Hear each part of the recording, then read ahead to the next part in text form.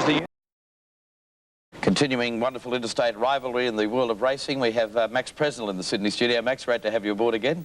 Great to be here. And down south, Keith Hillier to join us. Keith, great to have you on the show again. Oh, it's nice to be with you, David and Max, and we saw some great racing at Flemington. It's traditionally the Caulfield meeting, of course, the Mercedes-Benz Blue Diamond Stakes, but it all happened at Flemington yesterday, and we saw some of the best of the Sydney riders as well. Well, we also had a bit of an upset at Warwick Farm, the performance of Dane Win yesterday. Yes, we certainly didn't see the best of Dane Win. Dane Win ran shabbily, to say the least, but I've been speaking to trainer Bob Thompson this morning. He can't explain the run.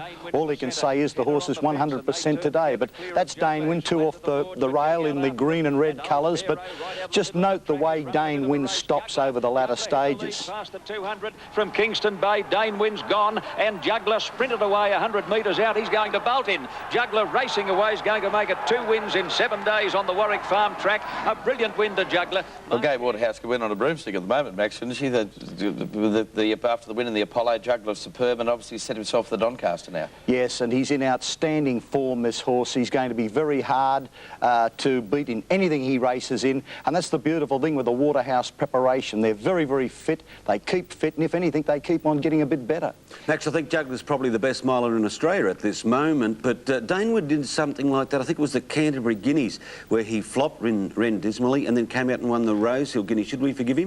Keith, he didn't run that badly in the Canterbury Guineas. That was by far yesterday the worst run of Dane Win's career. And as I said, Bobby Thompson said he had a booster injection to go to Dubai 3 weeks ago. Perhaps it was that, perhaps it was the second up factor. He can't explain what it was. Even he said he's trained the horse for 2,000 metres.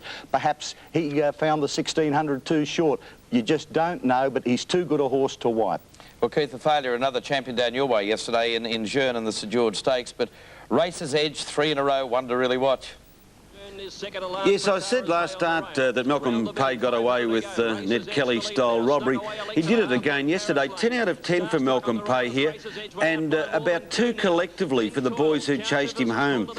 They let Racer's Edge get such a break that he ran the last 600 metres in 33.9. Cigar couldn't have pulled ground off him. This sort of race was set up for Racer's Edge, and if they run the Australian Cup the same way tomorrow week, he'll do it again, but surely 8 days to wake up for the rest of the jockeys. Someone must. It's difficult for them though, Keith, and I'm certainly not in the business of making excuses for jockeys, but it's the Durbridge syndrome. Horses with speed in weight for age races, they can dictate terms. It can be suicidal for another horse to go up on the outside, but I can't argue with the fact that you're not going to beat Racer's Edge by giving him a start, letting him canter and trying to out-sprint him. Well, I agree, Max, and the horses like Durbridge and Vaux Rogue, Stony Bay, I suppose, they come along like Racer's Edge. They're hard to beat. But even yesterday, it was so blatant that the chief stipendiary steward of Victorian Racing, Pat Lawler, he was critical of the other jockeys too. He said there was no initiative. Well, Keith, the Blue Diamond yesterday, after its win at Moonee Valley last Sunday, the Connections decided to enter paint in this race. He blitzed the field with a 5-length win. What an outstanding performance and a good decision and a great reward for the Connections. They paid $25,000 of that late entry fee. They got it back by the halfway mark. This is one of the most devastating Blue Diamond Stakes wins you would see. This is a fantastic win in the Blue Diamond. That's our Cashel, my Golden Slipper tip, running on. She got into a little bit of a skirmish early. I still think that she's on target for the Golden Slipper. And incidentally, David and Max, a decision, surprisingly, will be delayed until later in the week on whether Paint goes to Sydney, where the same problem faces him. They'd have to pay $100,000 this time for him to get into the slipper. He certainly repaid the investment yesterday.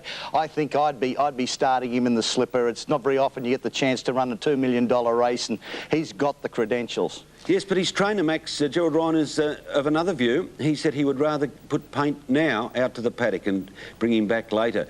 But money speaks all languages, doesn't it? Especially a couple of mil. Well, talking about investments and money, I believe you had a small flutter on Star Dancer and the Futurity yesterday, putting money on the 5-year-old. Well, most of the course did, I think, David, for 2 reasons. One, Juggler had won so impressively earlier, and Star Dancer had to jump the Fallen March Hare in that race, and the track was upgraded.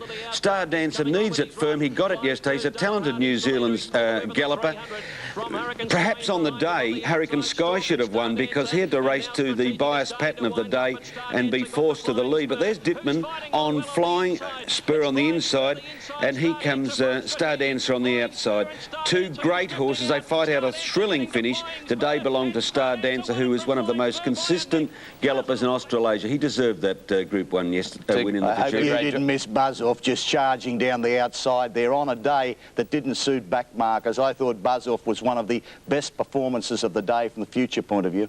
And you've listed that as one of your black books, Max, haven't you, Buzz Off, after finishing third in the Futurity? Well, I think you'd have to. I'm surprised that Keith hasn't mentioned it, but Keith, Buzz Off got a chance to, Max, and I would have been surprised if you hadn't noticed Buzz Off. And don't miss it come Doncaster today. That's my long-range tip to you. Yes, well, Buzz Off, Juggler, and even our Cashel, Keith Hillier's Golden Slipper tip, I think can improve, but undoubtedly a horse to follow. What about the form of Strategic and Express Gold yesterday in the Futurity? Strategic, I thought, was checked early, took the steam out of it.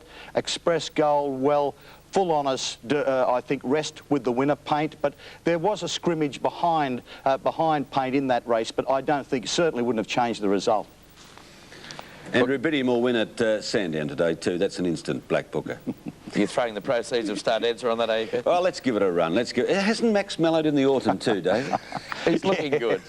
Keith, thanks for joining us. Look forward to your company again from Melbourne next weekend on Sportsworld. Yeah, so do I. And I suppose you're off to the Newmarket at Broadmeadow midweek in Newcastle? I certainly shall be, but first things first, and that's Randwick this afternoon. Kirov Dancer, Keith, for you, and we'll be at longer odds than Rubidium. Thanks, Max. Can't keep two good men down. Keith Hillier and Max Presnell joining us on Sportsworld. We'll take a break. There's still plenty more to come here on the program today.